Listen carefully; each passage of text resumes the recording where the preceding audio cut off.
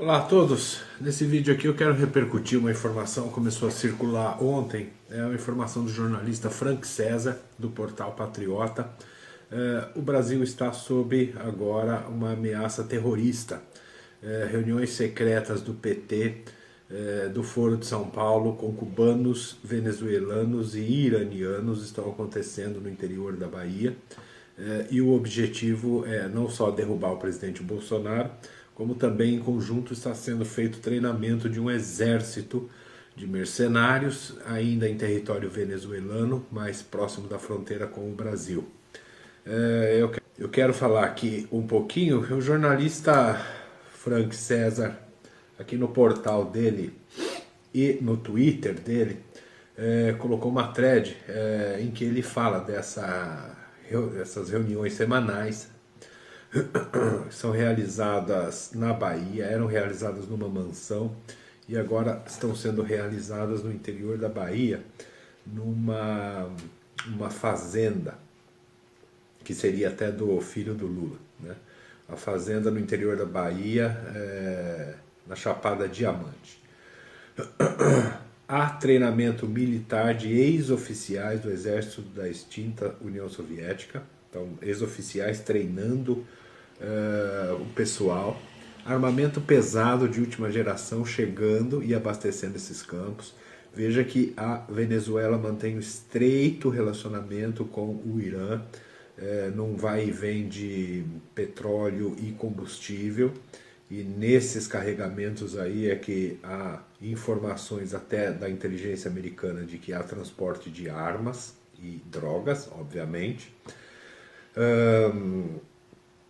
O objetivo dessas reuniões, o objetivo desse grupo que compõe aí o Foro de São Paulo, é o de formação de um exército, segundo a matéria, que vai então proteger Lula, José Dirceu e essa gentalha toda, na vitória deles das eleições do ano que vem, caso o povo brasileiro não aceite o resultado das urnas.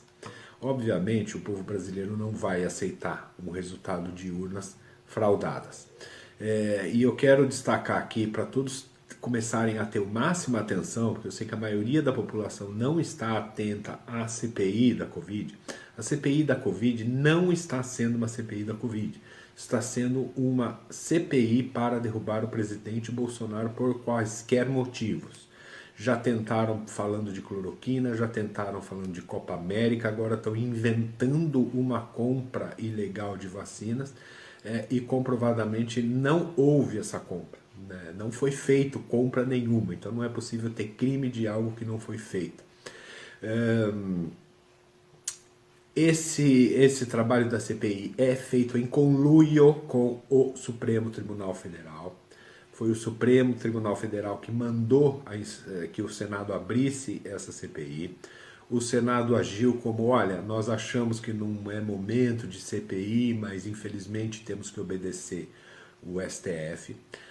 Depois disso, a CPI jogou para a galera, fazendo o pedido de convocação aí dos governadores para apurar os reais desvios de dinheiro da saúde, mas o STF diz que não pode fazer isso. Então agora o Senado fala, olha, nós queríamos ir a fundo, mas infelizmente o STF não deixa.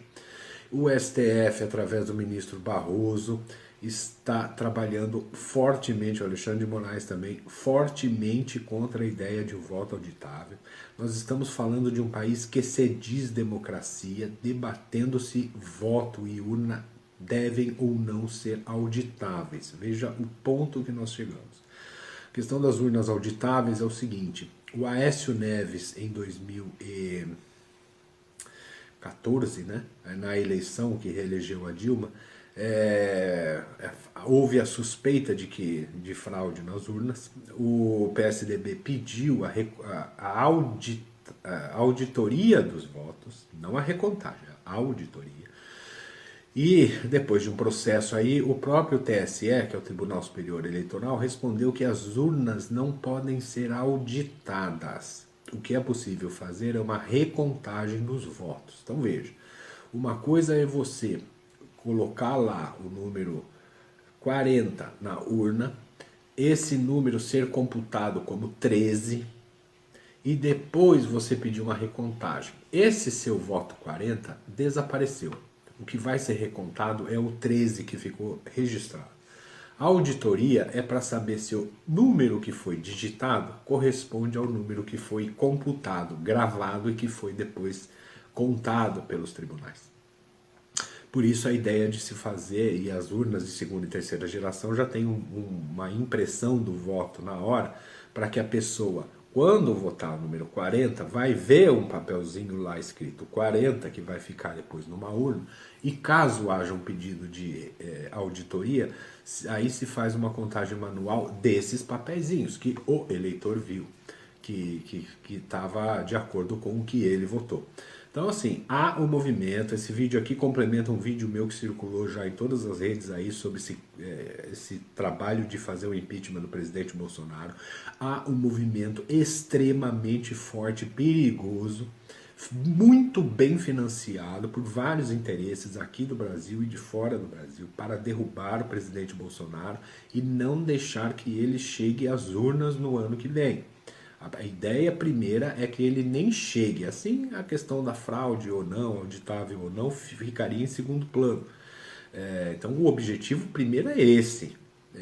E agora são CPIs, senadores, há muitos deputados e o próprio Supremo Tribunal Federal agindo fortemente com esse objetivo, não tenho a menor dúvida. Os próximos meses vão ser piores, o ano que vem vai ser pior, sangrento.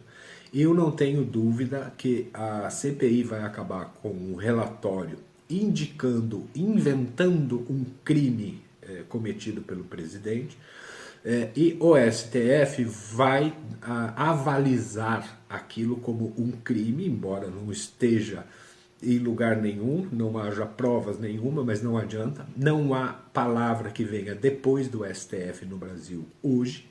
E se o STF fizer isso, ele imediatamente ordena o afastamento do presidente Bolsonaro por 180 dias ou 6 meses e elimina qualquer possibilidade de uma reeleição do presidente. Fiquemos todos muito atentos, compartilhem esse vídeo o máximo que vocês puderem.